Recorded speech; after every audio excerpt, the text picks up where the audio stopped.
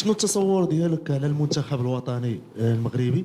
زعما كيفاش كتشوف المنتخب الوطني المغربي في اداء في مجمله الاداء العام، خصوصا انه رابع العالم، منتخب من حقق انجاز تاريخي للقاره السمراء، وكيفاش ممكن نربطوا هذا الاداء بالتصريحات الاخيره ديالك اللي صرحتي بها على المغرب اعتبره خارج النسق وناشئ في اطار. شكرا. Je vais répondre seulement. احنا نعطيك الجواب.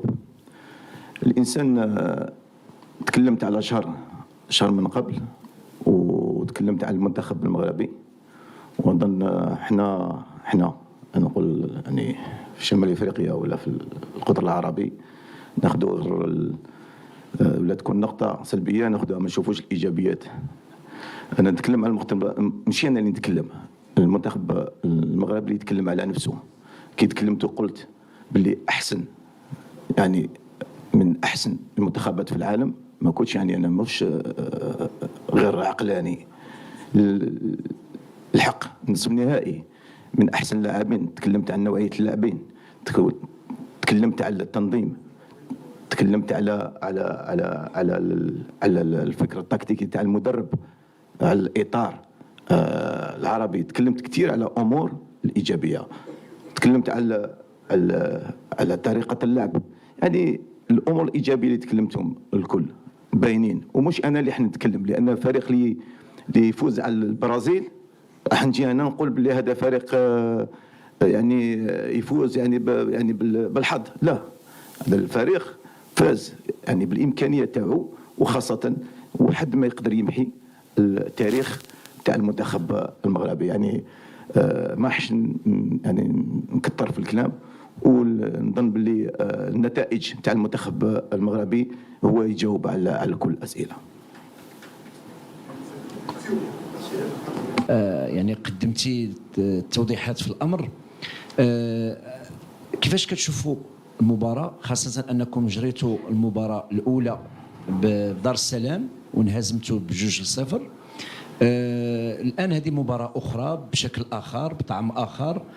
كيفاش كتوقعوا يعني المباراه في خضم انكم صرحتم منذ لحظات على انكم لاعبين بجوج لاعبين مصابين؟ شوف، صحيح احنا عندنا حظ، نقول عندنا حظ وما عندناش ماشي محظوظين. يعني احنا مع منتخب اللي تقابلنا معاه في تصفيات كاس العالم، ويعني في كاس افريقيا. يعني من الصعب تلعب منتخب كبير مثل المنتخب المغربي في مباراتين. يعني بعد المباراه اللي فاتت نزيدوا نلعبوا، يعني حتى اللاعبين ربما مازال ما حطوش من السماء. يعني كان لاعبين محليين، عندي لاعبين محليين ولعبوا ضد لاعبين كبار اللي ممكن يعني تبعوهم على الشاشه يعني في الانديه الكبيره. يعني من الصعب يعني تتحكم في كل الامور هذه، ولكن احنا واعيين باللي عندنا مهمه هي يعني بظهور وجه مشرف امام منتخب كبير، وكل لاعبين يحترموا هذا المنتخب. ولكن كما قلت من قبل لازم نكونوا في هذا الحفل يعني باش نبينوا يعني القدرات تاعنا، ويعني واش هي الصوره اللي تكون في المستقبل لهذا المنتخب. Merci. Le micro est par là. Vous vous présentez, vous posez votre question, s'il vous plaît. D'accord. اسماعيل الصفراوي، المغربي اليوم.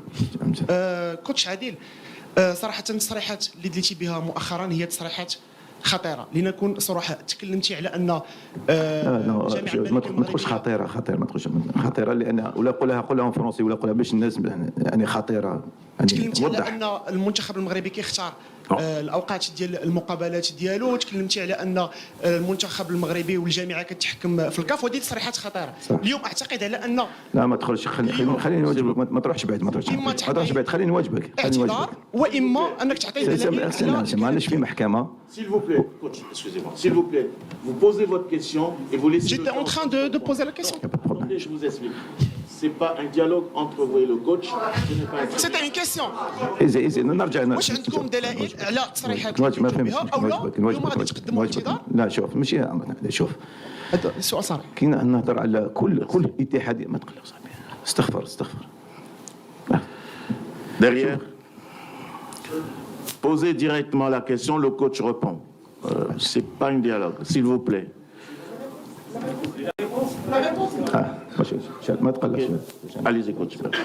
شوف، كيتكلم على قوه تاع الاتحاديه، تتكلم على تنظيم، ما تاخذهاش بالنقص. هذه واحده. ثانيا تحب تأول سؤال الى جاوب اخر انت حر.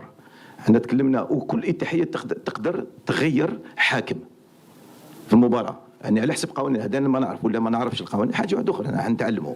ولكن كي تتكلم على تنظيم، تتكلم على منتخب اللي راه قوي كما كانت مصر من قبل، كما كانت تونس من قبل، كما كانت الانديه المنتخبات اخرى. الانسان ما ياخذش الا السلبيات ويعاود يديرها تاويل اخر. انا هذه اللي حبيت نقصد. تفضل. Merci. On va prendre 2 dernières questions pour le coach, ici devant. Non, il n'y a pas de problème. بعدين مش مشكلة. C'est bon? C'est bon, je pose la question? Oui. كوتش السلام عليكم. من زمان ناس موقعين مع 24 تي في. كوتش انت صرحتي بان احنا اخوه وكاين علاقه كتربطنا، لكن الغريب انكم مره كتبدوا الجامعه القجع الكولاسه. واش القجع هو اللي سجل المره اللي دازت على تنزانيا؟ لا، ما نتكلموا على رئيس تاع الاتحاديه، نتكلموا على مباراه. انت دخلت على طول على امور هذه خارجه السؤال هذا. خارجه.